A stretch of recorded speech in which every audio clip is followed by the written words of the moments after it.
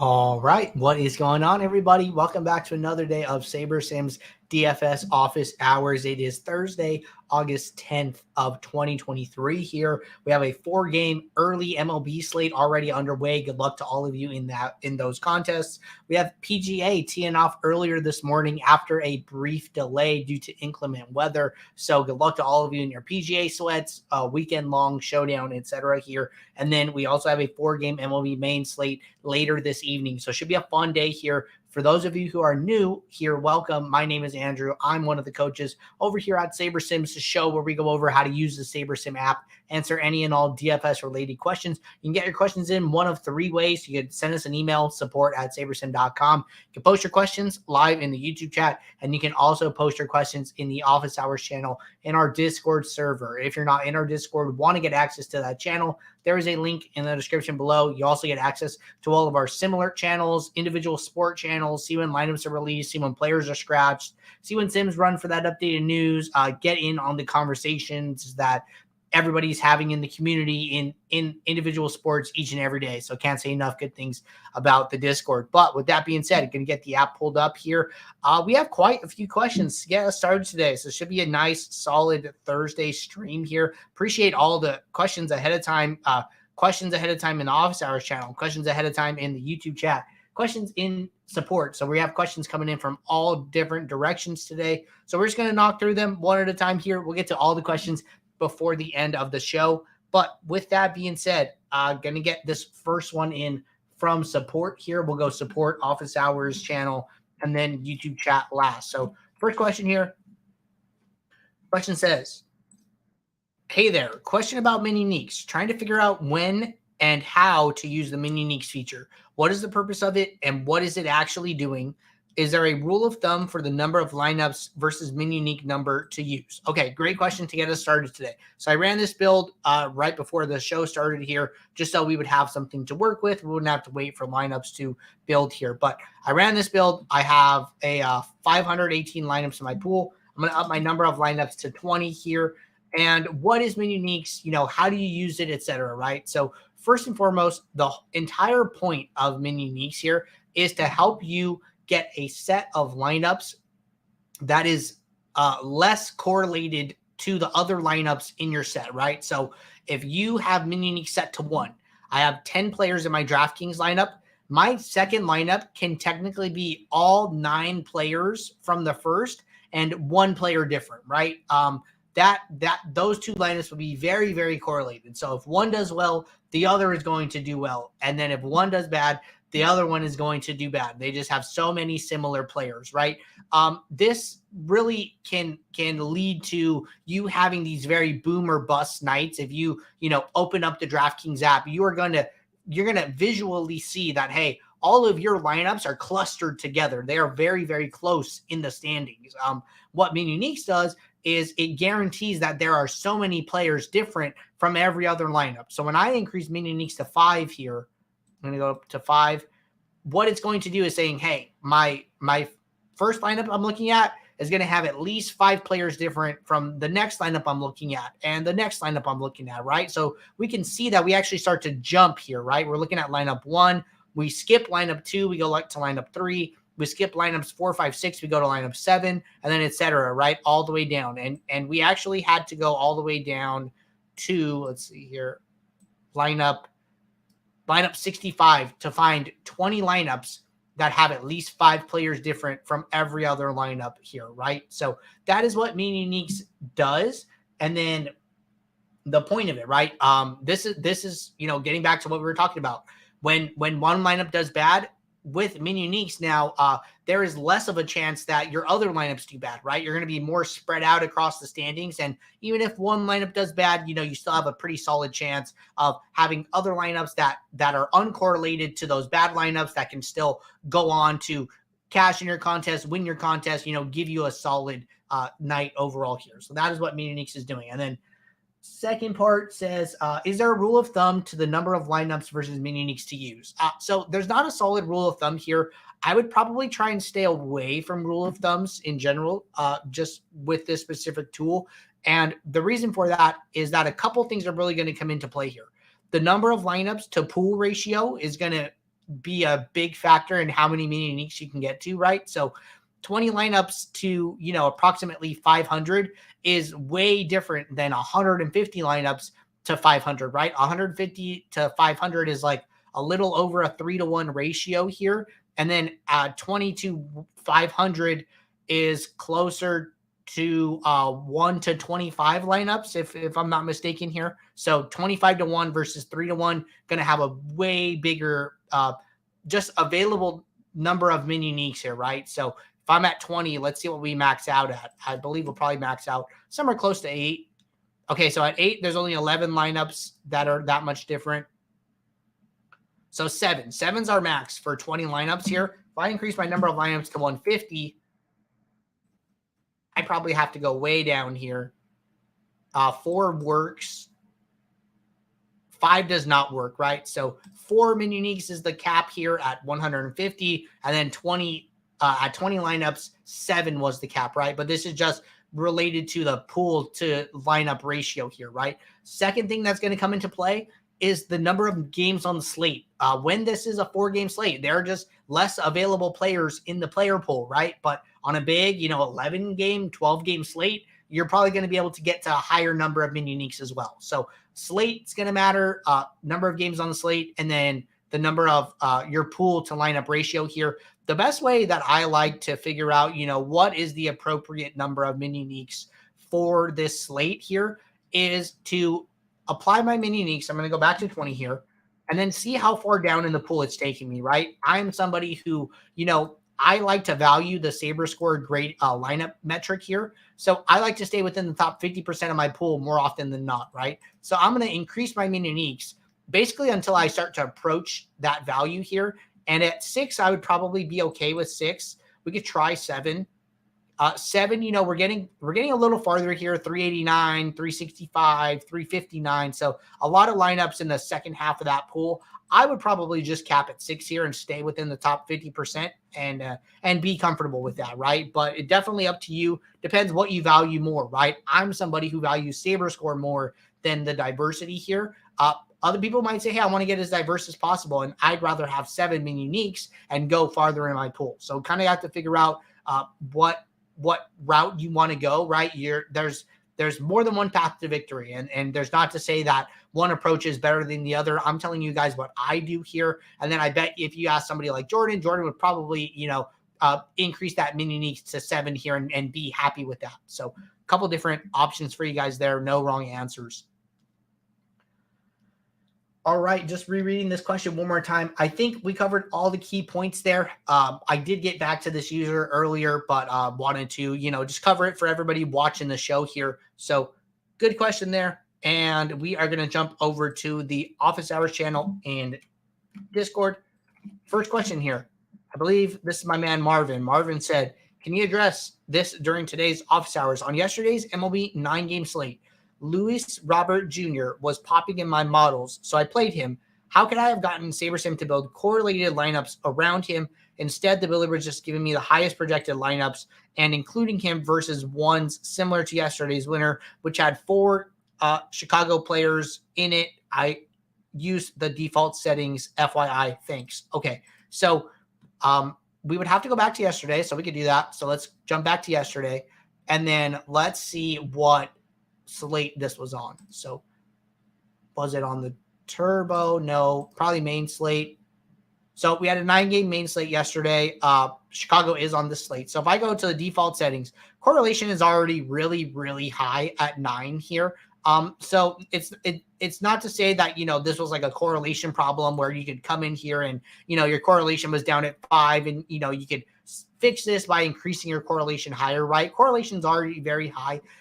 This just really tells me that, Luis Robert Jr. was just a really good one-off play, right? He's not super high salary, is high salary, but, he's probably showing up for a lot for you. He probably just worked better as a one-off here, unfortunately. I know that the White Sox went on to score 9 runs here.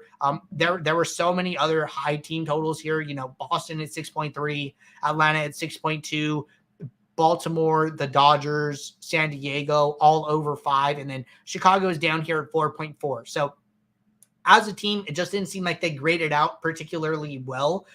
Robert Jr. did do well as a one-off, 17 points. Maybe he hit a home run. Maybe he didn't here. I know that a lot of teams kind of underperformed here overall. So seems like he was just, the builder just thought, hey, Luis Robert Jr. is a good one-off for this slate. Maybe even small stacks, like 2 stacks, but we just weren't getting to him as the primary stack. So I would just be careful going back into previous slates and trying to reverse engineer the winning lineup and say, if I click these buttons, I will get to the winning lineup for yesterday's slate. That does not mean if you take those set of button clicks and apply them to today's slate that you are going to get to the winning lineup, right? So a lot of things change day to day, but the best thing to do is just figure out, try and work on things that can help you in the future rather than things that can help you in the past, right? So that is just something that I wanted to mention here, but just seems like the builder liked this player probably more as a one-off according to what you were seeing in the lineups that you built. All right, a couple questions here about soccer, which we don't talk about very frequently here from Inita Binkit. Question says, have there been any updates to soccer for this upcoming EPL season? Any suggestions on using the optimizer effectively or not? And then second part here is two-parter. Second part says, also, what would you suggest as a custom sorting metric for soccer, and how does smart randomness work when there are no underlying sims? Thanks. Okay, so we ultimately we do want to support soccer eventually here. We do have a lot of things on the horizon here with the beta version of SaberSim. I think that's really been taking up most of our time here. So with as far as like upcoming soccer support, we are going to continue to support it with slates in the app, but ultimately we're not going to be providing projections or simulations for soccer in the immediate future here. What that means for sim diversity slider, right? Getting to your second question here and just waiting for this to load. So we have this 2-game soccer slate, or we'll go with this 4-game. I was doing some testing on this earlier, and what this means for sliders, right? As soon as this loads up, I will show you guys. So when you go into the build settings, you turn on manual mode.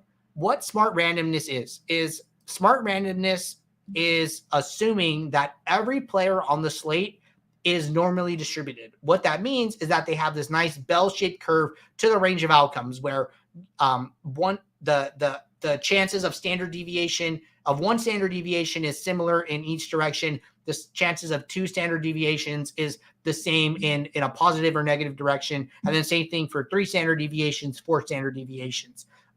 We know based on our simulations for other sports that this is generally not the case, right? I don't know too much about soccer here. I don't know how high variance this is, but if you were to compare it to MLB or something like that, where you are pulling up these players' range of outcomes, and just to give you guys visual, right? So we have these range of outcomes for all of our players, right, in our simulations. This is James Paxton, a pitcher, similar, bell-shaped curve here, but not perfect, right? Not this perfect normal distribution here. And then if we go and look at our batters, it is way, way different. Oh, wow, Trevor Story's back. I did not know that.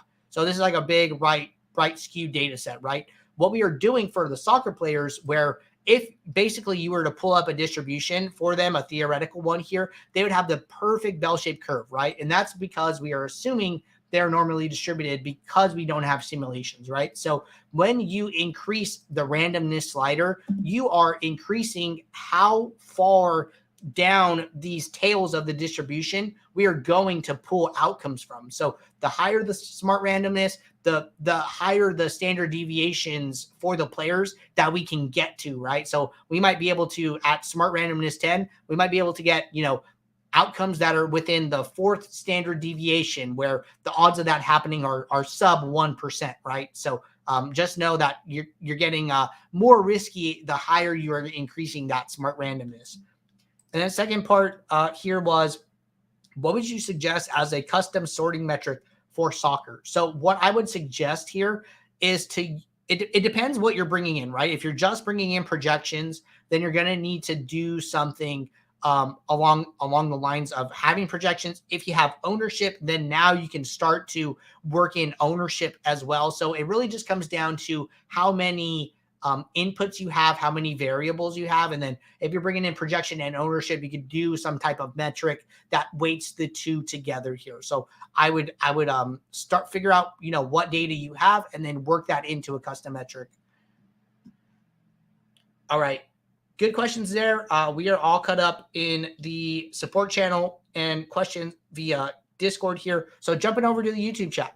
First question from Deshaun. Deshaun said, is it better to not be spread out with exposures on small slates? Would you try to be more optimal here with just mini stacks like a 3-3 or 3-2? Okay, so first going to answer this one here. A lot of these questions look like they build on each other, so we'll just hit them one at a time. So really, this kind of goes back to like, hey, are there your heuristics for different slates? And I am somebody who tries to stay away from that. Each time I have a question like this, what I like to do is, hey, let's run a build and let's see what SaberSim thinks, right? And then I will go into my stack types here, and then I will sort by pool and then see what are the most popular stack types. We're still getting 5-2s, 5-3s. 5-3s a little less here, right? 5-3s are pretty close to 4-3s, 4-2s, even some 3-3s creeping up here. So I think it's fair to say that as the number of games on a slate decreases, it is okay to use smaller and smaller stacks. And that's what we're seeing, right? Usually we don't see that many 3-3s. We're seeing 3-2-2 at 5%, 3-2 at 4%, right? 3-3-2 at 3%. So all of these 3 stacks are starting to creep up here.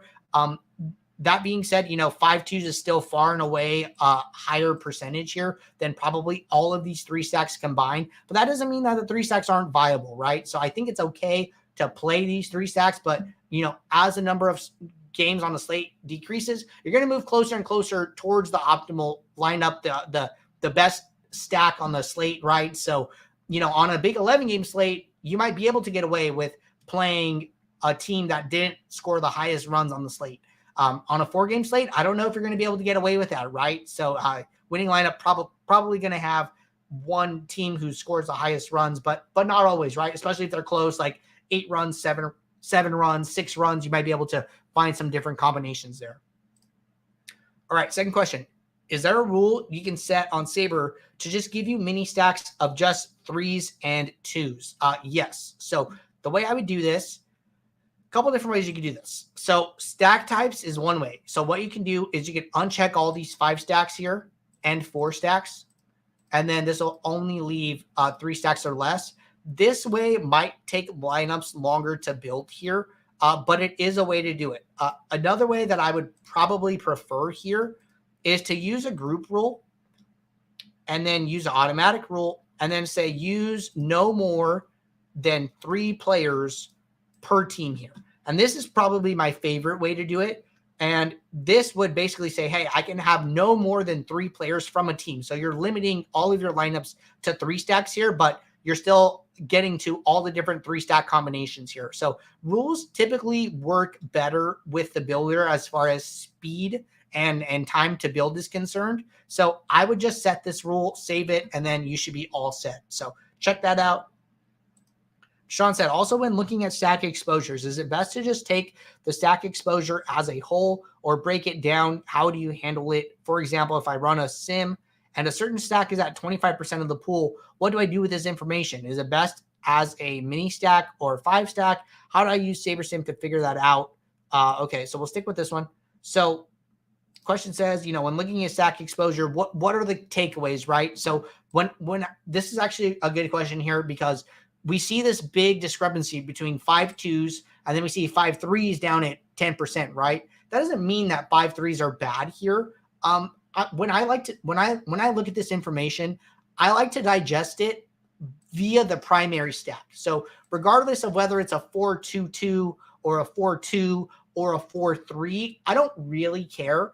I am just trying to see like, hey, is a primary 4 stack viable on this slate? I'm not trying to figure out like, oh, I should be having a triple stack of a 4-2-2. A triple stack is better than a double stack of a 4-2. Like that's not really the information I'm looking for. I'm trying to figure out what is that primary stack that is going to be viable for this slate. And if I were to combine all of these 5 stacks, well, now I'm at approximately 50%, right? 28 plus 11 is 39 plus 9 is 48%. So 48% of the lineups in my pool have at least a 5-stack, right? I think that's actionable information. That tells me even though this is a 4-game slate, you can still feel very comfortable playing large 5 stacks here and not be worried about, building the optimal lineup. So I think that's actionable information. And then I'm looking at, 4 stacks as a primary stack, 3 stacks as a primary stack, and then trying to figure that out here, right? So if I were to look at my 3 stacks,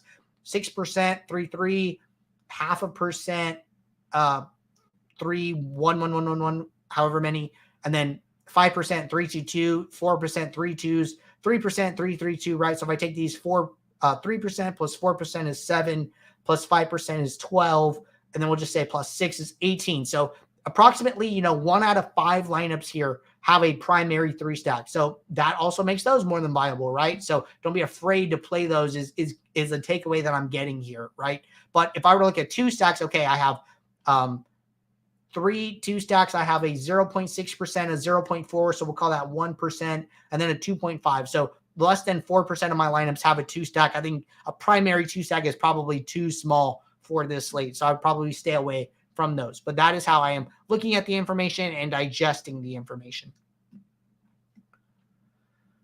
All right, next question here was, is it a certain home run rule you're using in small slates? I heard you mention before a less than 0.15 home run rule once before, but that was a large slate where that rule still apply on a small slate. And then let's just tackle this one. So I think that, that rule is perfectly fine to use in general. And I think that rule is okay. So a lot of times people come on the show, hey, what's a good baseline rule for MLB, right? And that's the rule that we suggest here is a group rule, automatic, use an if-then rule. So if at least one player from a team who has a home run expectation in the Sims here of less than, you can say 0.15, you can say 0.1, whatever, there needs at least 2 players from the same team. What you're trying to say is like, hey, you're trying to curate your one-off pool. So Luis Robert Jr., great example yesterday, probably had a very high home run expectation, so it was a great one-off, right? But if you look at somebody else, a low in the order hitter, somebody who is going to score runs in a team environment, somebody who's going to get a single, a double, somebody else is going to, need to drive that runner in. So the other person gets a hit and an RBI, this guy scores the runs, you're only getting one side of the equation of the points there, right? But when you're looking for one-offs, one thing you can do is curate your one-offs to where, maybe you're playing Pete Alonso as a one-off. The Mets scored 3 runs, but it was a Pete Alonso 3-run home run that got them all of their runs, right? So he can get there without the rest of his team getting there. So that's the thinking behind it. I don't always use this rule here. I've actually, I would say I was using it like the first half of the season here, and I've actually stopped using it the second half of the season. Why? I couldn't really tell you here. I'm not really somebody who's like going in and nitpicking my lineups and looking really hard to see what they look like and if it's like exact stack that I want here. So really, I was like, okay, I'm using this rule, but I'm not really grading it or checking it or doing anything with it. Should I even be using it?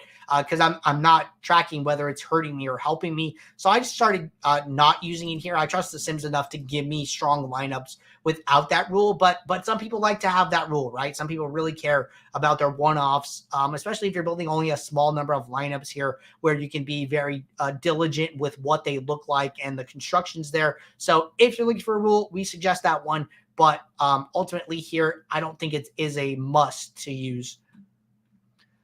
And then Deshaun said, sorry for all the questions. No worries, man. We always need more questions here. I'm happy to do this show as long as you guys want, as long as the questions continue to roll in here. So never feel bad about asking questions.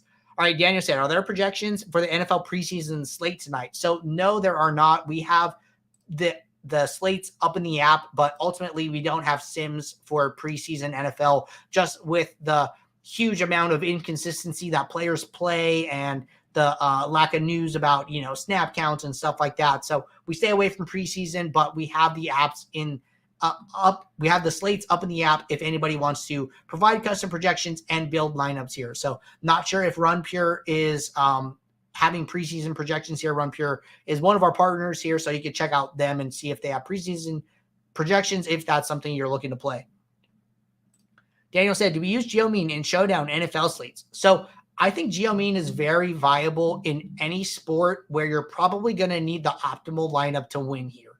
And Showdown NFL is one of those sports, right? So what Geomean is it is a form of product ownership that basically helps you estimate the number of times a lineup is going to be duplicated. And by doing that, you can use a Geomean rule or a Geomean filter to help you figure out, hey, how many times is this lineup going to be played? Should I be playing this lineup, or should I, get rid of this lineup and look for a different lineup to play for when I win this contest? I'm going to win more of the share of first place, right? So that's where duplication matters. That's why duplication is important. If I have a lineup that wins first, let's say I'm playing 100-person winner take all, and first place is 10 grand. If I have a lineup and 9 other people have the same lineup, I'm only getting $1,000 when I win, and winning is hard enough as it is, right? I'm sure everybody knows. But when I win that contest and nobody else has the same lineup as me, I get all $10,000, right? So that has a big effect on the EV of the lineup over the long term. If we played this slate out 100,000 times, you won a couple times. Did you win by yourself? Did other people have the same lineup as you? And that ultimately leads to having a big impact on the expected value of your lineup here. So that's why Geomean is important. So I think Geomean is viable for any sport where you're going to need an optimal lineup to win here. So think of, all captain showdown formats like NFL, MLB, NBA, possibly League of Legends, depending on the size there. If it's like a showdown, NASCAR comes to mind, Formula One comes to mind, possibly even tennis, just depends here. Golf is probably one I wouldn't worry about it too much here because the golf field sizes are a lot larger here. So just depends, but just some food for thought for you guys. Daniel said, what other rules, if any, for NFL Showdown? So I actually don't love rules for NFL Showdown. And the reason for that is because when we build lineups for NFL Showdown, we are building them on Sim Diversity 10 here. And what Sim Diversity 10 does, if we were looking at a showdown slate, right? What it does is we have our pool of thousands of sims for a game sim that we actually support, right? So if this was the regular season, we would have sims for the Houston New England game.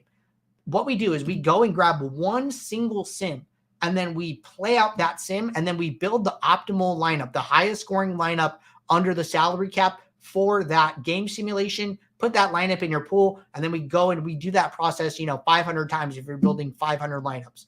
The great thing about that is that we can understand the game script. How did this game go? Was it a run heavy game? Was it a pass heavy game? Was it a shootout, right? We're not building based on average projections and just trying to come up with the winner, right? We are using the play-by-play simulations to build your lineup. So it gets you a much more accurate representation of what actually happens in a game. So I think that's great. I don't like to limit any of the sim outputs by applying rules. So aside from using Geomean as a filter, if you can, on the SaberSim Pro plan, or as a rule to manage your duplication of your lineups, I don't love many rules beyond that for NFL Showdown. Mike said, would you limit your uniques when you're using rules for stolen bases and home runs?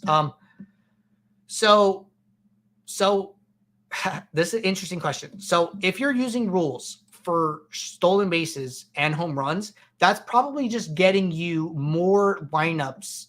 Like it's making the lineups look more of what you want, right? But remember that when you're using rules, it is applying to all the lineups in your pool that are built. So if I have a rule that says, hey, use players who have so many stolen bases, well, that's going to apply to every lineup in your pool. So then now I would actually be more inclined to use min uniques, because I know that every single lineup that I've built has this dynamic that I want. So it's not that only some of the lineups have the dynamic. Every single lineup you built has this feature because you applied it as a rule. So then now I would be even more comfortable increasing my min uniques and getting diverse there.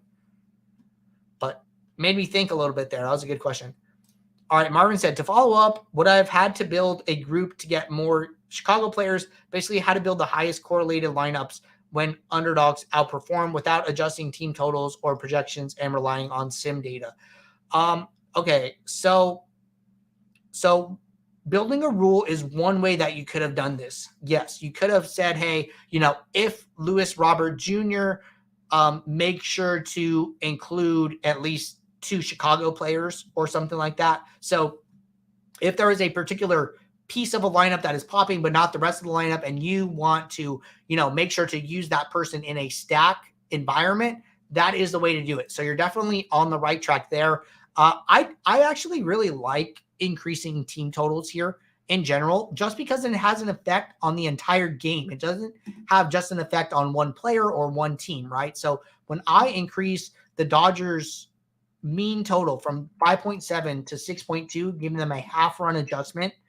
So one, this will have an effect on the entire Dodgers team here. If I go to their team, I can see that all the totals for their batters are adjusted here. And then also if I go to Colorado on the other side of the game, even they have a small effect on what happens here, right? So adjusting the team total affects Colorado as well. And the reason for that is because what we are doing is we are basically going into our sims. So say we have 5,000 sims. We're going to just start trashing sims that where the Dodgers score low. Maybe the Dodgers get shut out. So all the sims where Dodgers score 0, we're just going to start getting rid of them one at a time until the new team total shifts to the number that we have input, right? So we're going to now we might only have 4,500 available sims to pull from when we go to build your lineups. And then so Colorado also played those 500 games, right? So that's why it affects them as well here. So I actually really like that. If you want to get to more of a team in general, I would not shy away from doing that.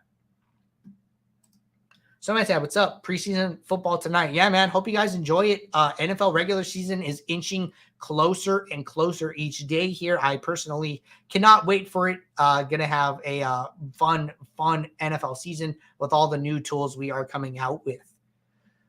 But as far as questions, we are all caught up in all 3 channels here: support, Discord, YouTube chat. So if you guys have any last questions that you want to ask, now is the time to do that. But in the meantime here, while we wait for any last questions to roll in, so I want to remind you guys, if you guys are not playing over on Owner's Box, would highly recommend taking advantage of our partnership with them. We're the first major optimizer to support Owner's Box contests at the beginning of the MLB DFS season here. Their contests overlay frequently. You can find reduced rake, you can find no rake, you can find full overlay where they are essentially paying you to play. Your entry fee is actually worth more by the time the contest starts because so few people are entering these contests, right? The competition is going to be softer than what you're going to find on DraftKings, FanDuel, or Yahoo. And then if you use promo code SABRE or SABRESIM when you sign up, 1, you can get up to a $500 deposit bonus. 2, we will track your entry fees for you, and you can earn free months of SaberSim just by playing on the site and nothing else. So each time you hit one of our entry fee tiers here, our team will reach out to you, let you know you have earned a free month. Once you cash in on that month, we will reset your tracking to 0. You will automatically start earning towards your next free month, and there is no limit on the amount of free months you can earn while this promotion lasts. So take advantage of it while it's here. But great show today, everybody. A lot of questions. Happy to answer them all. As always, we'll be right back here tomorrow, Friday, for our last show of the week here. One last thing, if you're looking for this Owner's Box promos sign-up page, it is linked in the description below. Get your questions in ahead of MMA, NASCAR, all the weekend sports, etc. here. Really quick, Snowman said, do you have time to talk about NFL GBP versus cash? So what I will say is that NFL cash is probably one of the most beatable cash game tournaments, especially early in the season. You get a large influx of public money here, people wanting to play double ups, even triple ups, etc. here. So if you're going to play cash, I would make sure to play it within like the first 5-6 weeks of the season here, and then be a little bit careful later in the season here. But NFL cash, probably one of the most beatable. NFL is just by far the most popular DFS sport. We always call week 1 opening Sunday of NFL DFS Christmas, right? It is just the biggest contest that you're going to find on any day of the year here. So take advantage of it. If you're following the DFS profit plan, playing 2.5 to 5% of your bankroll, maybe play a little bit on the higher side, closer to 5% if you're usually playing a little bit on the lower end there. But if you have any more specific questions about cash versus GBP, drop them in the office hours channel. We will hit those tomorrow. I'm going to get out of here, guys. I will see you all tomorrow. Take care. Good luck. Thanks. Bye.